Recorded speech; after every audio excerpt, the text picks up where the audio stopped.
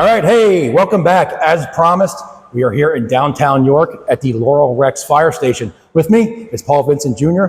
Paul Vincent Jr. not only works here, but he's a member of the fire company as well. So I'm going to let Paul introduce himself and give you a quick rundown of what he's about, and then we'll find out more about the Laurel Rex Fire Company here in downtown York. Paul? So my name is Paul Vincent. I am a career member of this department. I work on D Platoon Engine 991 out of this beautiful station. I am also one of the trustees for the Laurel Volunteer Fire Company. The Laurel is actually the fourth oldest volunteer fire company in North America that still meets. And this station is one of the oldest fire stations in the world, and actually in this country too. So a lot of firemen, they love the tradition of the fire service, right? As we all know, getting to work in a station like this doesn't happen often. And when it does, it's got to be a really cool feeling, right? Got to be a lot of pride that goes into this. So tell me what it's like working here on a daily basis. It's different. One of the things, there's some inconveniences too, because we're such an old station. One of the unique things is we have to do parking in a weird situation. As you saw, we had to park basically in an alleyway. But in the morning at shift change, guys pull their cars out and they head home, and then we pull in back in right there. Different things too. We're right around a bunch of restaurants and bars, so we have a lot of people walking around. So we like to keep the bay doors open, say hi to people. We're also the busiest engine in the city, so we run over 2,000 calls here. So we run a lot of the medicals. We also run a lot of the structure fires in the city. So we're constantly in and out, and being close to downtown, we also run some unique situations with traffic. So sometimes we have to go the wrong way down different streets, which we have to. Just sometimes you can get to a call in a timely manner and safe manner. There's also a lot of street festivals that happen around here. So sometimes King Street gets shut down from the station on, or even Duke Street gets closed down. So we have to kind of do some changes, and also working out of a very historic station, you're kind of limited by the door size. So luckily we have smaller apparatus in most cities, but that's another thing too. So speaking of the door size, let's back way up here. The formation of the Laurel Rex Fire Company. We'll get to the station in a minute, but the formation of the fire companies kind of has a unique history too. So yes, so this side, so we actually have two buildings here. It looks like one, but the side that we're in right now, the Laurel Fire Company side, the Laurel dates back to 1771. That's when they were organized as the Sun Fire Brigade of Yorktown. They were known that up until, I'd say about 1790 is when they reorganized. The reason why they changed their name to Laurel was when Continental Congress was in York around 1777. They gave money to the fire company with laurel wreaths around their engine, which was the Sun's fire engine. But this station was built in 1877. It was a standalone station, had two doors. It was originally made for hand-drawn apparatus. The other side, the Rex Hook and Ladder Fire Station, they came around in 1886, which is actually the same year that we actually got horses in this department. And then their station was built in 1890s, around 1892. That side was completed and the Rex moved in. But yeah, no, it's unique because we had so many changes made to the station. When you learn about all these different changes and how this station went from hand-drawn to horses to now modern fire apparatus, it's a quite unique story. Yeah, very cool. And there's currently one engine company that runs out of here on a daily basis, correct? Yes, Engine 991 is out of the Laurel side, is staffed with 3 career firefighters. One of them is a lieutenant. And then the Rex Hook and Ladder side, that station has our duty officers, which is our captain and assistant chiefs, who are like shift commanders. They're out of that side. And there's always one of them on.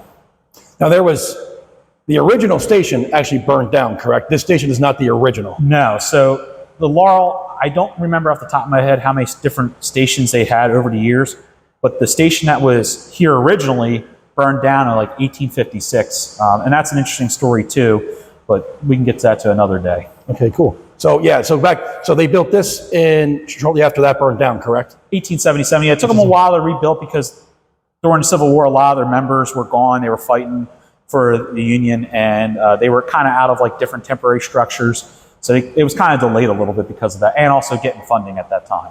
Very cool. So what's interesting, if you don't have a background in the fire service, the times we're talking about now, the firemen that were hired, they worked here 7 days a week. It wasn't like today where you get so many days off. Yes, so our original career firefighters, they didn't come around till 1886. They were hired as drivers of the horse-drawn apparatus. So originally, this station had no paid staff. They were 100% volunteer for about 10 years, and they actually hand-drawn the apparatus. When there was a call coming in, like the bell would ring, they would all rush to the station and pull the apparatus by hand. Some of them would stay here There is stories that firefighters would live in the stations even back then and have live-in programs, but I'm not 100% sure about this station though. But some of the other stations in the city actually had people bunking in the station before they actually had horse-drawn apparatus at that time too. Yeah, very cool. So this station recently went under a whole rehabilitation project, correct? Yeah, restoration, a couple million. They replaced all the windows, painted, they updated the electrical system, they put in fire suppression systems to protect this facility, alarm systems, HVAC, so we have air conditioning now, 100% of the building, which is nice, because originally we only had AC window units in 2 rooms, which in a hot summer day in a fire station, it wasn't really fun.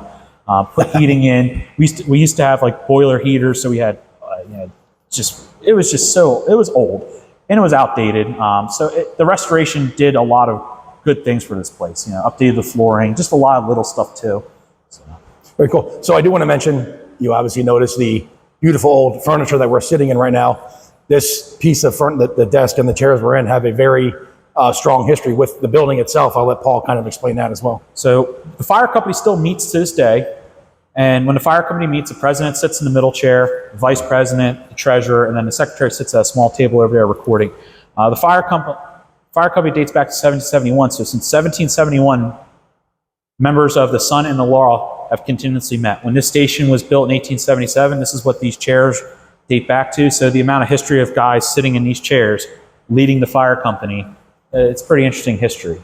Very cool. And York, being a very prominent city, served as the nation's capital at one point. It was actually occupied by the Confederate forces during the Civil War for a little bit. The city is loaded with history here. So it's got to be kind of cool to work in a city like that, to have that kind of whole aura around you the whole time you're. It's amazing. And what's even crazier is a lot of those grand historical moments, some things about them involve the fire department. Sure. For example, when the Confederates actually occupied the city, they didn't burn it down. They didn't trash it. They were actually negotiated. And it was funny, the guy that negotiated it, A.B. Farquhar, was one of the prominent, I don't know how to put it, he ran a factory in the northern end of the city. He was also a big member of the Union Fire Company No. 3. He rode his horse out to the city outside and went and met with the Confederates and said, please don't burn down the city. So members of the fire department were involved. Very cool. Maybe a different company, but even the formation of this country, members of this fire company fought in the American Revolution. So this city, even its history, involves the fire department. Very cool. Yeah, the city's loaded with all kinds of stuff here. History-wise, you can come down here downtown. Downtown's beautiful. It's been revitalized. Got a lot going on down here. In the summertime, there's street fairs, festivals, all that kind of stuff. So many street fairs. First Fridays, that occurs more down towards the square, but sometimes there's some street fairs next to our station. So they'll close off King and Duke Street and have different vendors and stuff out there. Sometimes there's big parades, so they close off the front apron area, and we have people walking around. So it gets really active down here. And it's a good place to stop by during those events. Very cool. Now, there is a bunch of little features in this fire station that we're going to show you. Being an old firehouse, has a lot of tradition in here, and some things that are still around on the walls and sitting around. So we're going to go check those out in a bit. And if you decide you would like to come here and take a tour or just kind of see the station, is there any time specific people can kind of show up? Or I would say try to organize. If you're trying to do a big tour with a group, I would contact fire headquarters. We'll give you that information. If you're just walking by yourself and you see the door open, some of us, we'll gladly show you around, but sometimes we might be getting ready for a training or a call. So we'll try to organize that with fire headquarters if you're trying to do a group tour. But if the bay door's open, just stop by and say hi, and we'll show you around the bay and stuff like that. So, is there any social media or website you want to give a shout out to for the fire company itself? Well, we run a page called the Laurel Firehouse, or the Corner. That should be on Facebook. That is a page run by guys that work here. It's not an official page. And then the York City Fire Department, York City Department of Fire Rescue page, give them a like. We're starting to post information on there about incidents and stuff happening in the city too.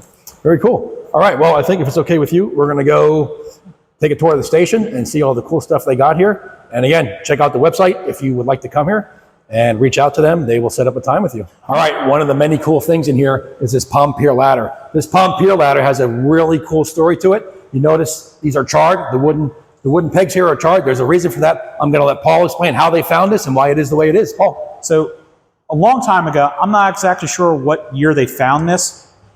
But at one point, the bell tower was actually struck by lightning, and then the roof caught fire, and this was up inside the attic space. Eventually, we'll probably go up there and I'll show you around, but if you look in the attic space, it's pretty much all charred. The wooden beams are all charred, and that was found up in there. All right, so this is our meeting room. As you can see right above my head, we have this beautiful chandelier. It is original to this fire station when it was built in 1877. This room is actually used to be bigger. The whole second floor used to be one giant room with, we were thinking there was actually more than one chandelier possibly, but we're still researching that. But this chandelier, as you can see, it's kind of nautical themed. There's like seahorses, Poseidon, and it also was originally gas. So you could originally see where the gas came out and it was lit that way. Eventually it was changed to electric. I'm not sure which year that was, but around like 10, 15 years ago, they actually brought someone in from England to restore this, and he was here for, I think, around a week or so, and hand restored it, polished it, and did all that. All right, behind me are these beautiful wooden lockers. As with any old firehouse, they had these big wooden lockers up in the locker room, which is where we're at now in the Laurel Fire Station. And what they did, this was the locker for their parade uniforms. Their parade uniforms were a big deal back then. They kept them very clean, very prestige, and they always took care of them. So this is, they were assigned a locker to keep those parade uniforms. Paul is going to show us around, give us a little more detailed history about the lockers, and then we're going to see something else in here as well. It's pretty cool. All right, so when we built this firehouse in 1877, it was to rebuild after the 1856 fire. One of the problems during that fire, they lost a lot of their old parade uniforms. So when they built this station, this was one giant room. These walls weren't here, but they still had these lockers. These lockers are about 6 foot deep. They're encased in cedar to protect the original parade uniforms. They used to hang all the parade helmets, the parade belts, and the big coats, and they used to wear big leather gloves. Today, our officers and our senior guys use these lockers. This is my locker. Sorry, it's a little messy. And then over here is a giant mirror that the firefighters would stand in front of and get dressed in front of with their parade uniforms to make sure it's all prim and proper and looking the best. The Laurel used to go around to parades all over the country, and they used to host big parades here. At one point, there was a firemen's convention where over 100,000 people came to York to witness firefighters from all over the state march throughout this city, and the Laurel was at the head of it. All right, here we are up in the bell tower. We're going to get a quick explanation and tour of the bell tower here. Then we're going to get up above us yet and ring the bell as well. So this is the bell tower of the Laurel side of the station. Down here, we actually still have the original counterweights for the bell system. So up until about 1969, whenever a box alarm came in, we have a giant bell at the top of the tower that would go off for those calls. We also have the ability to ring the bell, and the original duties of the original career drivers every day was to crank up the counterweights to make sure the bell would go off to alert the volunteers in the community of a call. And then if they were on station, someone didn't pull the box, they would come over and pull this cord and ring the bell. So this is the second portion of the bell tower. Right here we have access to the actual area where the bell is located. And then right here we actually have a doorway that leads into the original attic space. If you look in the original attic space, you can see the alligator charring of the wood beams right there. That is from a fire that occurred in the 1920s. Most people wouldn't believe it, but this station had multiple fires in it, ranging from the stables out back caught fire to lightning striking the flagpole at top. And then at one point too, there was actually a fire in this section of the bell tower, and this bell tower was rebuilt at least one time in the 1930s, 1940s range. So right here is one of the original strikers. As you can see, there's nothing attached to it now, but when I was explaining earlier about the counterweight system, whenever we used to get a box alarm from those red pull boxes or street corner boxes, this striker would hit the bell, the box number. So if we have box 41, which is right at the corner of King and Duke Street right here, that bell and hammer would hit 4 times, then 1, and then do it again for 3 more times in that order. That was a way so the volunteers in the community know if there was a call. This bell used to ring like that up until 1969. Today it doesn't ring. However, every now and then there is a pull string that we can pull, and sometimes the bell will ring if the rope is connected to it. All right, when you walk in the main bay door here at the Laurel Fire Company, you see this really cool display wall here. There's a couple things on here, but the one main thing I want to show you is this Gamewell box. Back in the day, throughout your cities and towns, these were all over the place. Today, you still might find a few, but they're very rare. This one is here to show for demonstration purposes. I'm going to let Paul explain everything that's on this wall and how the Gamewell system worked. Paul? So from 1883 to about 2024, we had a Gamewell telegraph fire alarm system in the city of York. So you'll still see some boxes mounted on buildings today, but this was put in 1883. When the box would go off, the bell would go off, the lights would all turn on, the horse stables would open, and horses would come out, and the bell would ring a specific number of times. It would also ring the big bell up in the tower too. So for example, this box is box 41. It would ring 4, then 1, and then do that for 4 cycles, 4 rounds. Today, we have it set where we'll pull it and it sets off a small bell and a ticker tape. However, our big bell still goes off for calls from the 911 center. All right, so this is a demonstration of our Gamewell alarm system. Someone would pull the box, it would actually pull this down, and then over the telegraph lines, it would send a signal. So this one would be box 41. We have a small bell over here.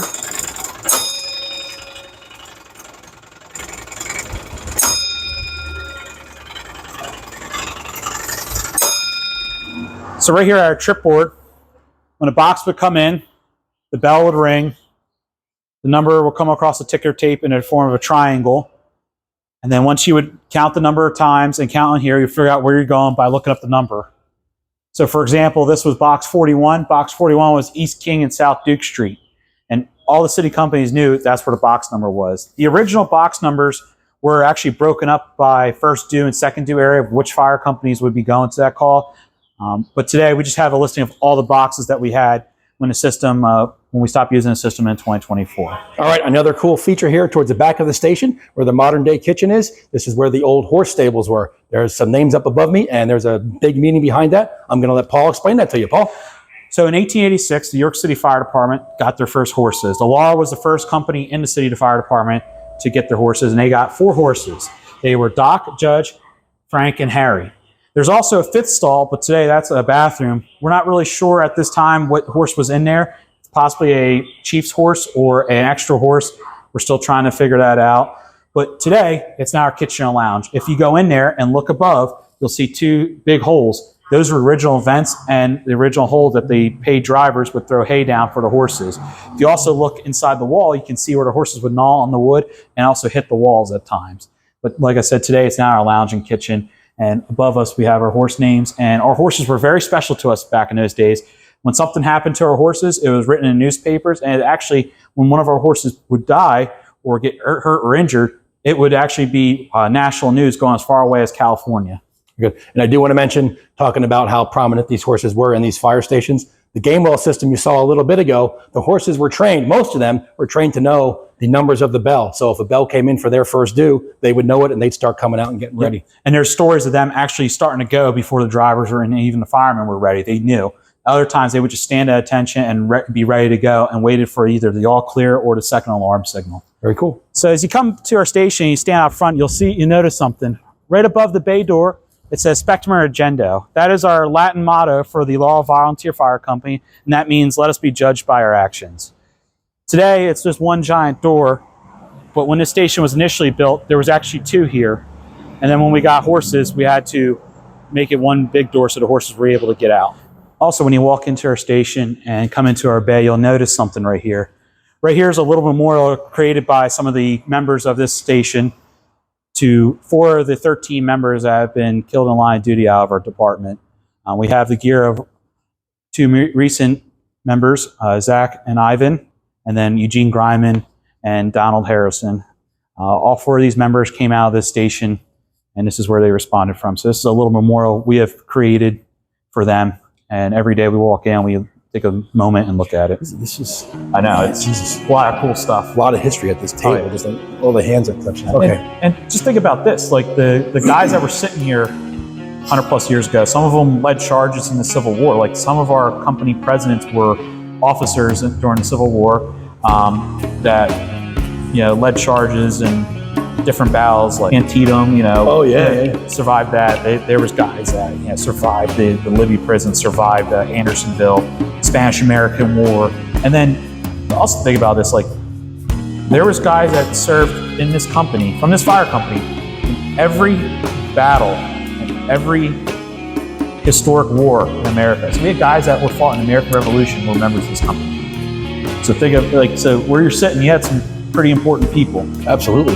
Just to know that they use these exact same And they're still actually in good shape. Yeah, they're very good shape. Like I said, only one of these fleur-de-lis is original. One of them is a reproduction, but we don't know which one because they did such a good job. And that was, I think, around like the 1900s, I heard. I don't know on that. There's so much information.